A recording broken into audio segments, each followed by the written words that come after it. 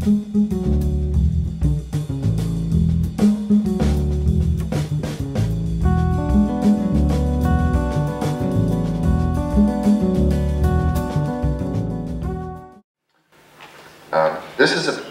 is part of the book I probably shouldn't read, but I've never read it before.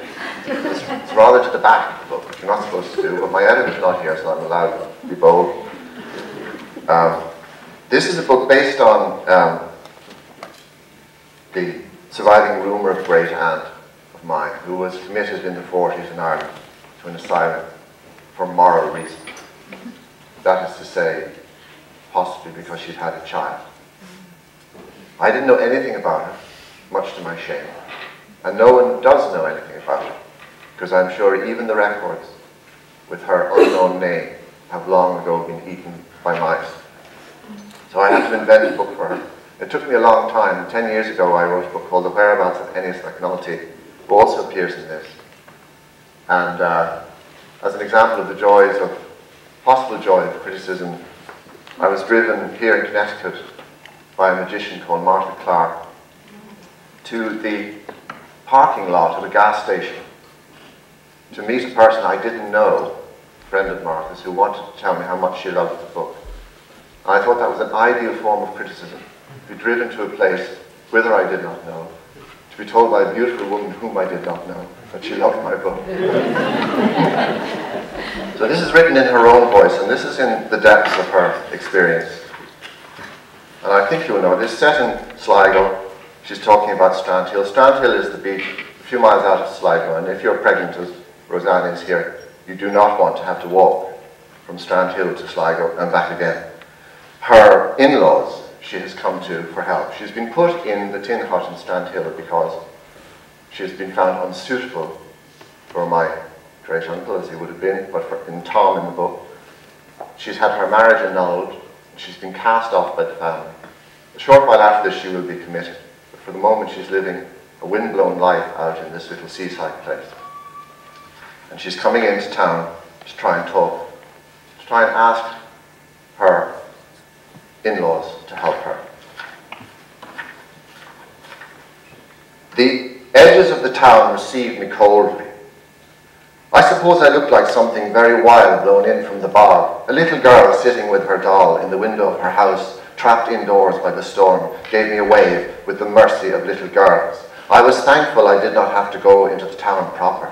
The hard pavement seemed to send bangs into my stomach, but I soldiered on. Then I was at the gates of Mrs. McNulty's bungalow.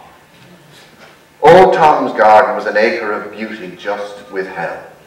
I could see all his beds of well-prepared plants and flowers trying to bud, with bamboos holding everything against the wind. It was going to be a wonderful show in a few weeks, right enough. In the top corner of the field there was an indistinct man digging, who might have been old Tom, digging, unperturbed by the twisting gusts and the sleeting rain, in a big coat and a solemn sou'wester. I thought to go over to him, but I didn't know who was my enemy. Or I thought, by Jack's bleak stare at the gables across the road from my hut, they were all enemies. I decided not to approach him. I decided to take my chance at the door. I do remember at this point that the muscles in my stomach felt like they had high-wire artists using them for swinging. I suppose I was muddy and drenched. I suppose I was. All my efforts to look well had no doubt been entirely undone by the journey. I had no mirror to check myself except the dark windows each side of the door, and when I looked in there I saw only a ghoul with outlandish hair. That wasn't going to help me, but what could I do? Go back the way I came in silence, defeated? I was frightened. I was terrified of this house, but I was more frightened of what would happen if I did not press the bell. I sit here, dry and old, with measly shins, writing this. It is not like long ago. It is not like a story. It is not like it is over and done. It is all to do. It is something like the gates of St. Peter, banging on the gates, asking for entrance to heaven, and in my heavy heart, knowing too many sins, but perhaps mercy. I pushed in the thick, bake-like bell. Made no sound going in, but on withdrawing, I heard its petulant rattle inside the hall. Nothing happened for a long time. I could hear my own distressed breathing in the close porch. I thought I heard my heartbeat. I thought I could hear my infant's heartbeat willing me on. I pushed in the fat button again. Would that I were anyone else ringing there. A butcher's boy, a travelling salesman, and not this heavy, panting embarrassment of a creature. I had a vision of Mrs. McNulty's miniature form, her neatness, her face as white as the flower honesty. And just as I did, I heard a scuffling the other side of the door, and the door pulled open, and herself in the gap. She gazed out at me. Don't know if she knew immediately who it was. She might have thought me a beggar woman, a tinker, or something escaped from the madhouse where she worked. Indeed, I was a sort of beggar woman, begging another woman to understand my plight. Forsaken, forsaken was the word that began to ring in my head. What do you want? She said, understandably.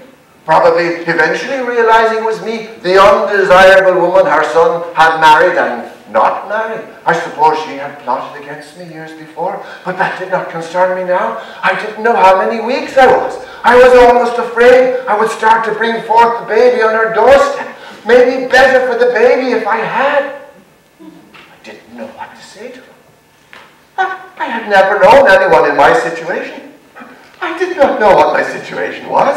I desperately needed someone to, what do you want? She said again, as if inclined to shut the door. I didn't speak. I'm in trouble, I said. I see that, child, she said. Tried to peer into her face. Child, that sounded there in the porch with the force of a beautiful word. I am in desperate trouble, I said. You're nothing to do with us anymore, she said. Nothing. I know that, I said, but I've nowhere to go. Nowhere. Nothing and nowhere, she said. Mrs. McNulty, I am begging you to help me. There's nothing I can do. What could I do for you? I am frightened of you. This suddenly gave me pause. I had not considered that. Frightened of me. I'm not to be frightened of, Mrs. McNulty. I need help. I was trying to say pregnant, but it didn't seem a word that could be said. I knew in her ears that if I said the word it would have the same meaning as whore, prostitute, or she would hear those shadowing words in the word pregnant. It felt like there was wood in my mouth, the exact shape of my mouth. A big heave of wind came up the path behind me and tried to bundle me in the door. I think she thought I was trying to force my way in, but I was so weak on my legs suddenly I thought I was going to collapse. I know you have had your own troubles in the past, I said, desperately trying to remember what Jack had said at the plaza, but had he said anything? Whatever you say nothing. Is this the truth he said in the long ago? Don't! She shouted, and then she shouted, Tom! Then she whispered, as woundable as a wounded bird. What did he tell you? What did Jack tell you? Nothing. This is the truth. Then nothing, she said. All it was. I don't know how old Tom had heard her, maybe by long attention to her voice, but in a few moments he appeared around the house in his coat and hat, looking like a half-drowned mariner. Jesus, Mary, and St. Joseph, he said. Roseanne, you have to get her to go away, said Mrs. McNulty. Come on, Roseanne, said old Tom. Come on, come back out again. I did obediently, as I was told. His voice was friendly. He was nodding his head as he drove me backward. Go on, he said. Go on. Like it was a calf in the wrong part of the field. Go on. Then I was out on the pavement again. The wind drove along the street like a gang of invisible lorries, roaring and piercing. Go on, said old Tom. Where? I said, with utmost desperation. Go back, he said. Go back. I need you to help me. There's no one to help me. Ask Tom to help me, please. Tom can't help me, girl. Tom's getting married, you know. Tom can't help me. Married.